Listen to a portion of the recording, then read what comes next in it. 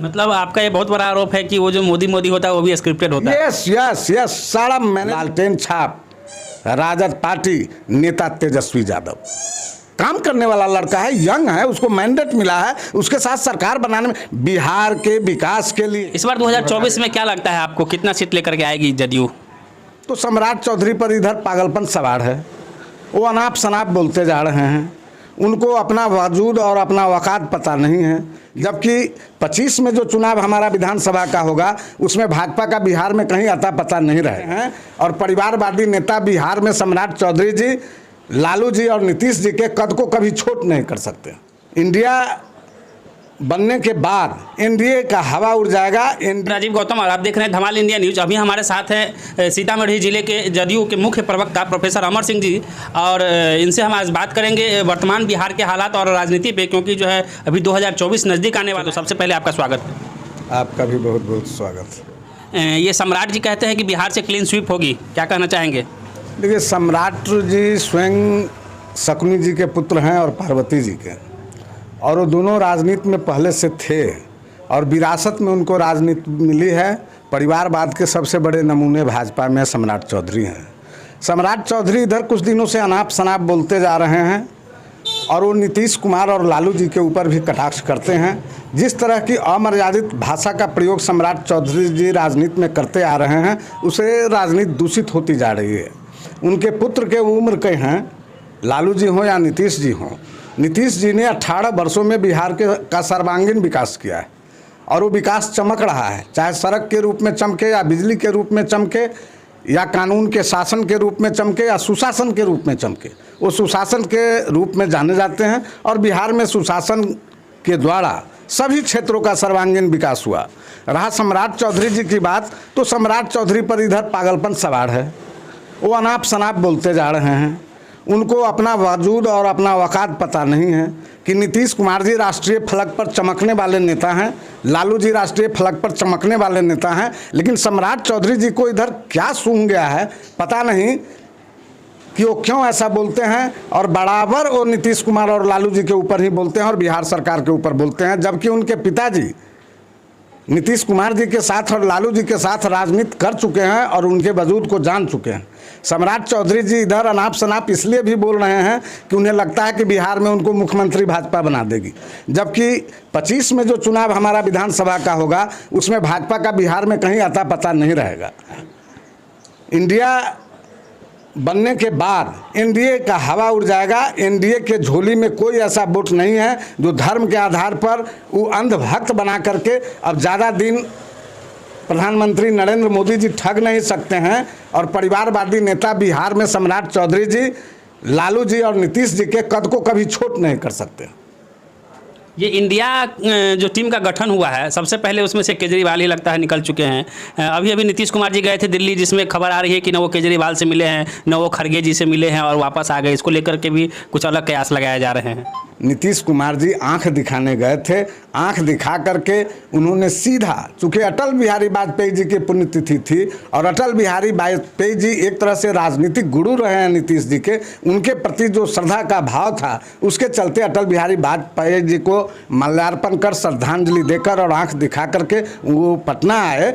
और कयास लगाने वाले लगा रहे हैं तो उससे कोई अंतर नहीं पड़ता है। वो पार्टी के लिए राहुल गांधी जी से या सोनिया गांधी जी से या केजरीवाल जी से किसी नेता से मिलने नहीं गए थे, न मिलने का प्रोग्राम था, सेम डे उन्होंने लौटा है ना।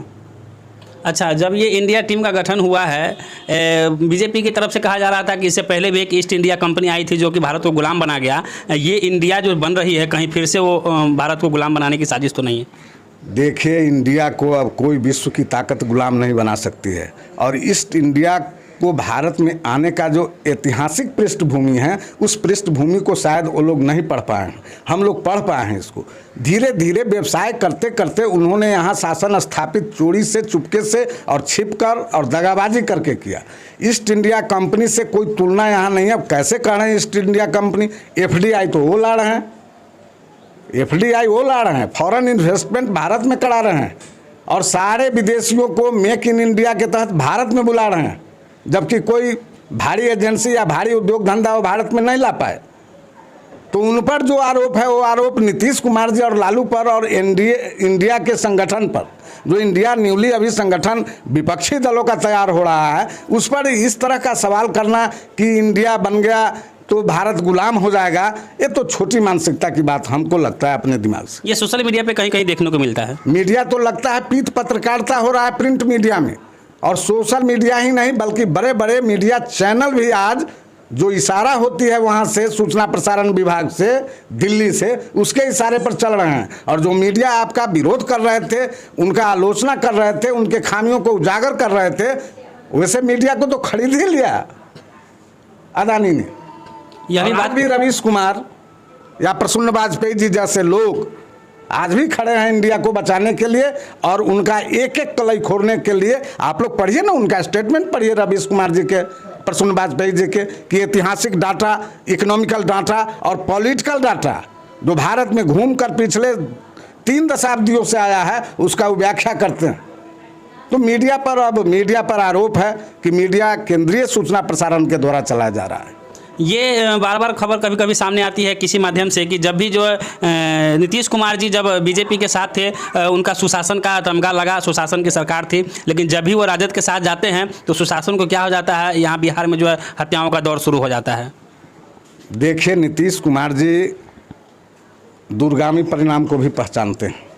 जब नीतीश कुमार जी को और हम सबों को ये लगा कि साथ में रहते हुए भाजपा सभी क्षेत्रीय दलों को नस्ता नाबूद कर देंगे और सबको कमज़ोर कर देंगे, जिसका उदाहरण पिछला चुनाव है विधानसभा की 43 सीट पर हम जीते और हमसे अधिक सीट पर उनका प्रत्याशी जीत गया। और भीतर भीतर जिस तरह से आपने कहा ना कि सम्राट चौधरी, तो दूसरा तो देख रहे हैं कि रामविलास पासवान जी के पुत्र चिराग पासवान जी, उपिंदर कुशवाहा जी, ये सभी लोगों को पिछले दरवाजे से एंट्रेंस करा करके सभी सीटों पर जहां जहां नीतीश कुमार जी के प्रत्याशी थे सभी सीटों पर तीनों को खड़ा करा करके हमारा वोट काट करके और हमारे पार्टी का पर काटने का उन्होंने काम किया। जब ये समझ आ गया, नड्डा साहब बोल चुके कि क्षेत्रीय पार्टी का अस्तित्व समाप्त हो जाएगा, तब उनसे भाग करके अपने पार्टी के अस्तित्व को बचाने के लिए वैसे लोगों से गठबंधन किया जिसको बिहार में मैंडेट सबसे अधिक मिला था, लालटेन छाप राजद पार्टी नेता तेजस्वी यादव। काम करने वाला लड़का है, यंग है, उसको मैंडेट मिला है, उसके साथ सरकार बनाने में, बिहार के विकास के लिए और बिहार के परचम को देश में लहराने के लिए नीतीश कुमार जी कुछ भी कर सकते हैं। वो पहले बिहारी हैं, उसके बाद भारतीय भी हैं, तो पहले बिहार को देखना था और बिहार के भविष्य के लिए राजद के साथ जाना जरूरी था, ताकि ये जो प्रपंच कर रहे हैं नरेंद्र मोदी जी और सिर्फ विदेश दौरा कर रहे हैं, अभी वो जा रहे हैं दक्षिण अफ्रीका और फिर दूसरे देश में जहाँ बुलाहट नहीं वहाँ भी भ्रमण करके आ रहे हैं, और एक एक विमान नहीं 10-10 विमान लेकर चलते हैं और हजार आदमी लेकर चलते हैं, और सभी आदमी को वहाँ इस बात का ट्रेंड किया रहता है कि बड़े से हॉल में जब भारतीय का कार्यक्रम होगा तो अलग से भारतीय वहाँ पर ताली बजाएंगे और नमो नमो मोदी मोदी करते रहेंगे। मतलब आपका ये बहुत बड़ा आरोप है कि वो जो मोदी मोदी होता है वो भी स्क्रिप्टेड होता है। यस, सारा मैनेज है। क्या जरूरत है विदेश में जाते हैं तो मोदी मोदी मोदी मोदी करने का, वहाँ सरकार बनेगा मोदी जी का क्या? और अपने देश में जहाँ भी वो मीटिंग करते हैं, भाजपा के कुछ तथाकथित ट्रेंड लोग हैं, वो ट्रेनिंग प्राप्त कर चुके हैं कि किस तरह से कब सभा में कैसे मोदी मोदी किया जाए, जो हल्ला हो जाए कि मोदी मोदी पूरे देश में हो रहा है। लेकिन ऐसी बात नहीं है। अब मोदी जी हैं कहाँ? कई राज्यों में उनके सरकार हैं, खत्म हो गए सभी राज्यों में सरकार, 2-3 राज्यों में वो लटके हुए हैं, और अगला चुनाव जो होगा संसदीय चुनाव, उस चुनाव में उनको वजूद पता चल जाएगा। 100 एमपीज कम होंगे उनके, उसी में उनकी सरकार चली जाएगी और सरकार जाना तय है कि अब हमारा 26 नहीं 36 पार्टियों के साथी एक साथ आ रहे हैं और कोई हमसे अलग नहीं जा रहा है और कोई भी इंडिया से अलग नहीं होगा। इंडिया एक सशक्त और बहुत बड़ा मजबूत विपक्ष भी है, और आगे सत्ता में 24 में दिल्ली के लाल किले पर इंडिया का ही कोई नेता, सर्वमान्य नेता प्रधानमंत्री चुने जाएंगे और लाल किले पर झंडा फहराया जाएगा। इस बार 2024 में क्या लगता है आपको, कितना सीट लेकर के आएगी जदयू? 2024 में कम से कम तो 2/3 सीट निश्चित रूप से इंडिया गठबंधन को आएगा। उसमें जदयू हम अभी जितने सीट पर हैं लगभग 15 सीट से ऊपर जदयू का रहेगा। मतलब बिहार से बीजेपी का सफाया करने के लिए आप लोग सोच लिए हैं? बिहार, बंगाल, उड़ीसा, झारखंड, इन तमाम जगहों से। और कहाँ है भाजपा? अब भाजपा मुक्त भारत तो होगा ना। इंडिया भाजपा मुक्त भारत बनाएगी, इसमें कोई दो मत नहीं है। सम्राट चौधरी जी कहते हैं कि मैं क्लीन स्वीप करूंगा, यहाँ से बिहार से पूरा का पूरा सीट जो है 40 का 40 सीट मैं लेकर के आऊँगा। सम्राट चौधरी के बातों का इन्होंने जिस तरीके से जवाब दिया है, आप अपनी राय कमेंट बॉक्स में अवश्य लिखिएगा। ये थे हमारे साथ अभी जदयू के मुख्य प्रवक्ता सीतामढ़ी जिले से प्रोफेसर अमर सिंह जी। इनकी बातों से आप कितना सहमत है, अपनी प्रतिक्रिया अवश्य दीजिएगा। फिलहाल आप देख रहे हैं धमाल इंडिया न्यूज़। मैं हूं राजीव गौतम। नमस्कार, जय हिंद।